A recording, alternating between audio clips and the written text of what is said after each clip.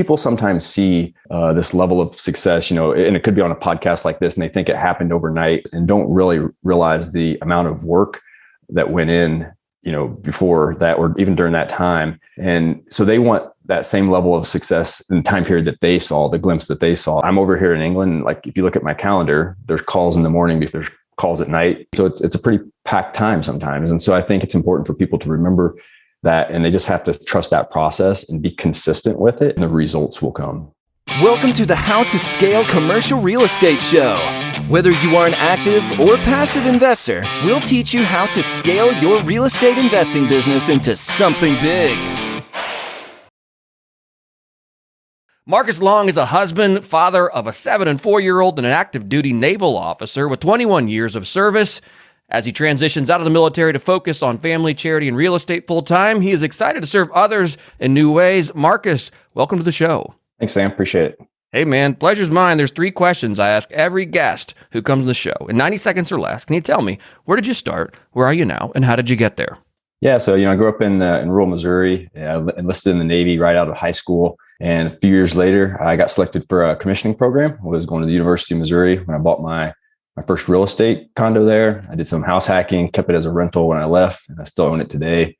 And after that, I was doing a lot of deploying. And so it wasn't necessarily super intentional, but opportunistically, picked up a dozen or so single family, multi-use buildings and stuff back in Missouri through my career. And about 3 or 4 years ago, I went home from work early one day, and my daughter, was pretty young at the time, asked what I was doing home because it was still light outside. So she was surprised to see me.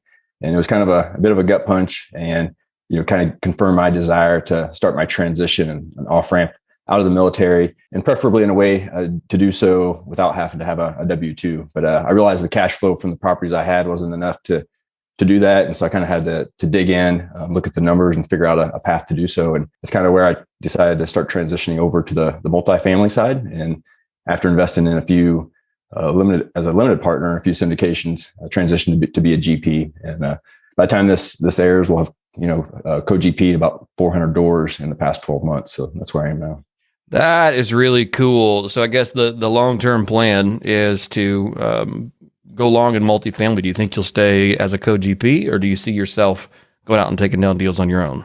Yeah, I think that's a combination there. I've already kind of, been analyzing deals and putting in some offers on my own, and just the way timings and stuff, some of my partners have ended up getting offers accepted and stuff, and pulling me in on some of those deals with them. So certainly I'll do some on my own if those opportunities present themselves. But, I think being a co-GP and partnering has also been a big part of, what has allowed me to scale at the pace that I have, over the past year or so. You live, and we didn't talk about this yet here in the show, but we did off air. You live in England right now. You're stationed, I think, in England. So that's correct. How did you find partners? How have you vetted deals? There's a lot of these things that are kind of boots on the ground tasks. How did you tackle that side of this business? Yeah. So interestingly enough, some of my other partners are actually here in England and stuff as well, although some of them are back in the States. And so I think, just between the group of us, like some of us have other connections. One of my partners has a mentor and a college roommate and a college classmate and stuff that was boots on the ground there. And so really just by networking and things and finding other partners that maybe already had some of those boots on the ground. I have a couple of partners that are in Texas. A couple of our properties are in Texas and stuff as well. And so really a lot of that, meeting people was really just getting networking a lot, whether, that be meetups and other things, and met some of them through partnerships and deals. And a lot of my initial partners were other military guys and girls, and that some of us were in similar masterminds together. So we spent a lot of time together in, weekend calls or accountability groups and things like that, really getting to know each other. And then I've met other people through them. What do you think someone should take time-wise from, where you started? And you kind of had a base in real estate, but what would you say is an estimated time someone should budget in for, all right, this is when I'm going to start digging in, doing what you did, joining masterminds, talking to people, figuring out what markets to be in, how to grow and scale. How much time do you think that should take someone? Yeah, I think that's a difficult question because we're all in a different phase of life. Some of us still have a W-2, some don't have a W-2, some have a family, some don't have a family. And so I think it's difficult to compare to other people and their journey, and we're all on our own journey to do that. But one thing I would say is I think we do need to be patient with ourselves, and stuff. I'm in some of these masterminds, and sometimes, someone's just starting out, and, they start taking these actions and they don't have results in 3, 4, maybe even 6 months or something. Right. We have that instant gratification of something. And I think it's important for people to realize, like, once in a while, someone may get lucky or may have that, a deal come through early on, but, we have to be patient and trust the process and give it the time to take effect. Because even if you have people that, want to invest with you, or brokers that want to work with you, it doesn't happen based on one conversation. It's a repeated follow-up and stuff. And so, I hate to put a time on it, but, I think a good year, for people to even really kind of expect results and stuff is probably a fair conservative approach, maybe.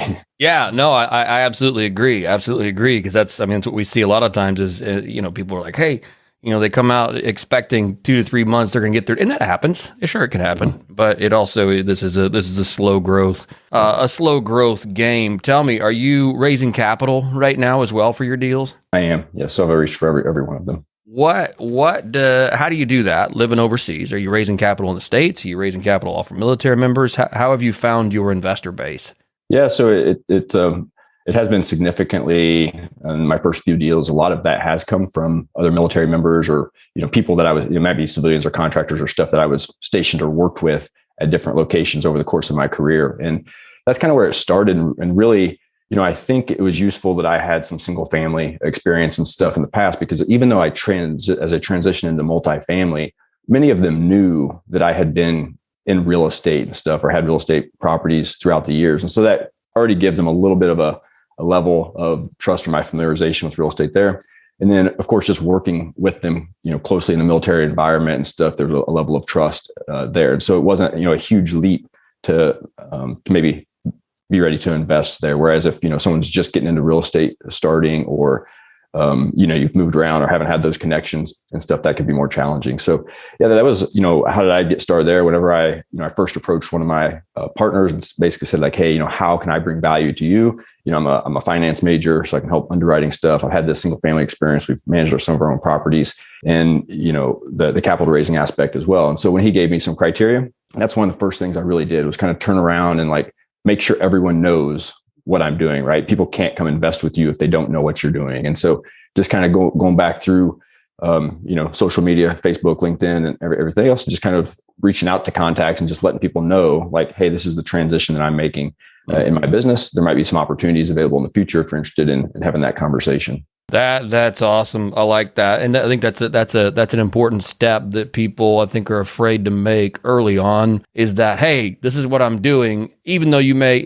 like you said, you had some experience in single family, but you hadn't closed any multifamily deals yet. Right. So that's a little bit, you need to lead with that. It's hard, I think, at times to go, oh, hey, by the way, I've got no track record in this, but cool, this is where I'm going. Yeah. So, and there are certainly some, when I first raised that conversation, that they said, hey, thanks, but not right now. And, now that there's 2, 3 deals, they've been kind of watching, right, as go along, and now they're reaching out to me and they're ready and stuff, So I think that's the other thing people have to be, think about too, is, hey, it's not necessarily personal, it's just their hard-earned money. Sure. The timing might not be right. Maybe they're investing in other stuff. Maybe they have some goals where that money's not ready. Maybe they want to see you, get a little bit of a track record in a few deals. And so just to keep that in mind, but be consistent, because maybe later down the road, they'll be one of your investors. Absolutely. Tell me about a time that you maybe you defined something as a failure in your life, and what you did to either right that or overcome it.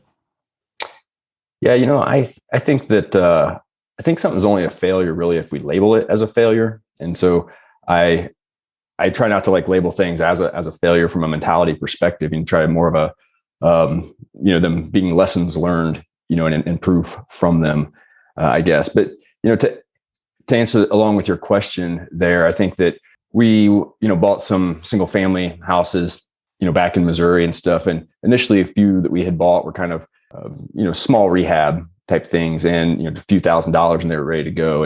And we kind of jumped in and bought a few that needed significantly more rehab, than we were prepared to, whether we had the capital or didn't even have the contractors lined up to do them. And it was just a different, kind of a shift, a transition that we hadn't really properly prepared for and stuff. And so I think it was, and we're still kind of, on the tail end of fixing some of those steps that we took and stuff. But I think it was an opportunity for us to realize, not to just to jump into something new or chase a shiny object or whatever, and that we kind of needed to really understand the fundamentals of whatever the strategy was that we were doing. Unfortunately, they were, rural Missouri, not significantly valued properties, so it wasn't a hard hit to the wallet necessarily, but it was a good learning lesson, certainly. Right. Are there any things, any lessons you learned in that kind of color the way you review and look at multifamily deals?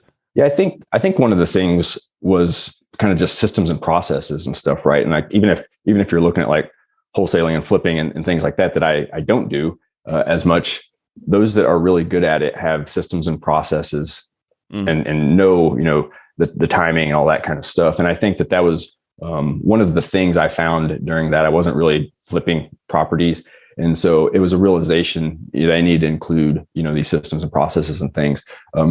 And so in multifamily, things like, we use like Asana, to communicate with our property manager and things like that. And so we don't have to dig back through emails all the time to see where they said something or sent a picture. And so trying to use those tools to be more efficient and effective in things, I think. Yeah, absolutely. Absolutely. Yeah. I've incorporated both Asana and Slack this year, and it's a game changer. I mean, I posted this on social media here, I don't know, 6-8 months ago, something like, what are people doing as an alternative to email? Because I hate email. I mean, I hate it. It's like, so I onboarded a new employee, maybe 4 months ago. And I'm like, look, we are not communicating via email. We're just not. Like, we are going to use Slack, and we're going to set up channels, and that's the way we talk, and our conversations are about each of those items. And I can always just go back and look back through. It's very easy to find, like, oh, this is beautiful. Yeah, so, makes a lot more effective, in my opinion. Oh my gosh, absolutely. Absolutely. Tell me a little bit about your definition of success and how that ties into your why. Yeah, so I think, for me, success is really like, when I can spend my time where I want, with who I want, doing what I want, and, kind of create those options and freedom for my family, and that's when I'm in a position to do that, and we are living life on our own terms and not tied to, a W-2 or, there's not something holding us down. I consider that to be successful. And so, how does that tie into my why? For me, those things, I mean, there's a lot of things. I have a 7 and 4-year-old, as you mentioned. And so I want to have the freedom and the flexibility to be present with them, to be at their sporting events. I want to be able to take them on, international vacations or on mission trips in Africa or whatever, right? Like, I want them to have those experiences, and I don't want to have to ask off work, to be able to go do those. I want to choose when we get to go to do them. And, I want them to kind of see, how we pour in to the residents and the communities that we invest in. We're actually trying to like make that a home for them. It's not just all about the money necessarily. I want them to see about how we use our profits and stuff to give back to charities and things of that nature. So yeah, I think the definition of success there really just gives options for my family to live life on our terms. Have you built a kind of a goal spreadsheet or set out some targets that say, hey, when we hit X, then we'll able to do Y?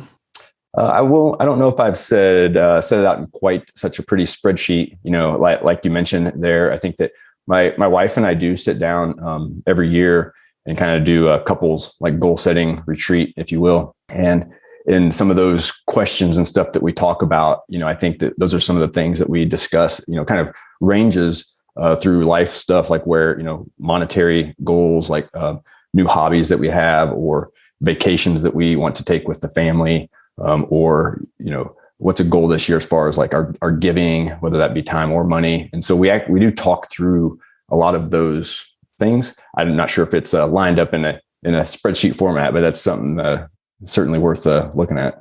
I think goal setting annually and reviewing that it's a very good habit and practice to get into. Is there a guide you guys use, or is this something you guys just kind of do on your own? Yeah, we use the guide from The One Thing.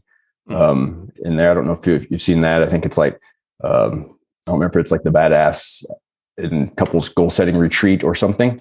And I think is the name of it. We've used it for about 2 or 3 years, and it's pretty thorough. Like I said, it goes through quite a few different areas of your life, and we sat down, as a couple and do it, and then kind of we do it individually, my spouse and I, and then like come together and talk about those, and then try to come back every quarter or so and try to kind of follow up and look like, hey, this is what we talked about at the beginning of the year. Kind of how are we doing on that? Are we on pace? Do we want to shift some things? But that's a pretty good guide if anyone wants to use it. Absolutely. No, we'll certainly note to that as a tool and a resource there in the show notes. What about as you guys set examples to, or as you and your wife set examples to other military members and people around you? I mean, this is a demographic, I think, that probably doesn't have a lot of the, hey, we're going to go and be deployed a lot, and then also, by the way, we're going to be investing in multifamily and kind of building our own, ticket out of here. Like, how do you guys interact with the people around you and engage with them on this front and really kind of build, I guess, community around what you guys are doing? Yeah. So I think it's a big like education and awareness piece, and that's true for everyone. I think, there's a lot of people that love their W-2s or work really hard on their W-2s and don't have the time to look or be aware, or self-educate and stuff, or don't make the time to do that. And so the military is just like one sector. Like I said, there were a few years there after I got out of college where I was deploying a lot and stuff, and so it wasn't necessarily my focus at that time too. And so I think talking about it, sharing what we're doing and making people aware, and it kind of encourages conversations about it, right? Like a lot of people just don't know that they have the opportunity to invest in a multifamily property, right? They think it's super wealthy people that are buying these complexes instead of you and I, working together with partners to do that. Right. And so I think, by talking about it, sharing, it encourages like, hey, what are you doing? Can we have a conversation about that? And the more you have a conversation about that, and then they can make educated decisions, and it's one more tool in their toolbox. Right. No, I think that's absolutely great. I love that.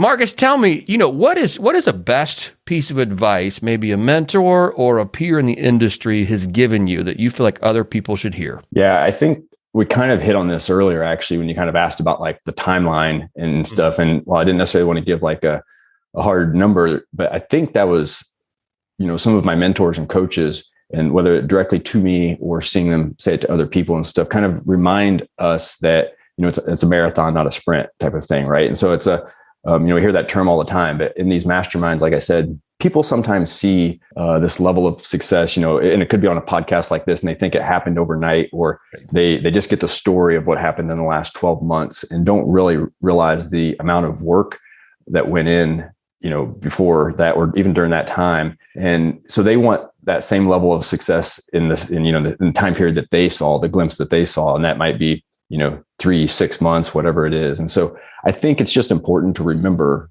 that those people might have been working on stuff for years and years and years. Or, I'm over here in England. Like if you look at my calendar, there's calls in the morning before I go to work.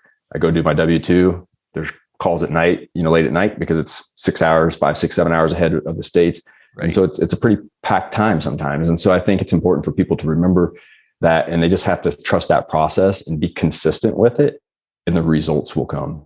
Yeah, no, that's absolutely true. I've got some meetings that we have on a fairly consistent basis after the kids go to bed. It's like, okay, guys, like everybody's got their kids to bed. Now let's all get together and put our heads together and see if we can't actually get something done today.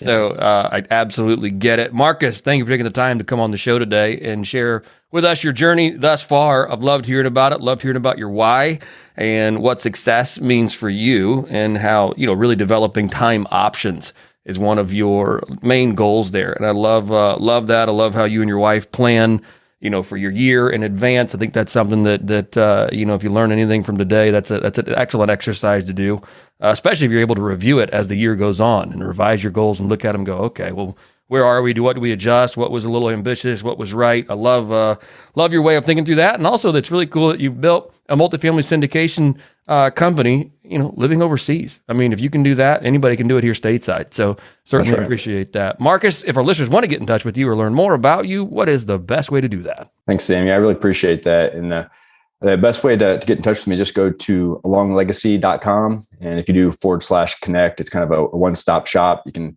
send me an email there. You can set up a time to have a call. If you'd like to communicate through social media, our LinkedIn, Instagram, Facebook, all the links are on there. So alonglegacy.com. And just to clarify, if you are listening, that is along, A-L-O-N-G, legacy, or alonglegacy.com. Marcus, thank you again. Certainly appreciate it. Thank you.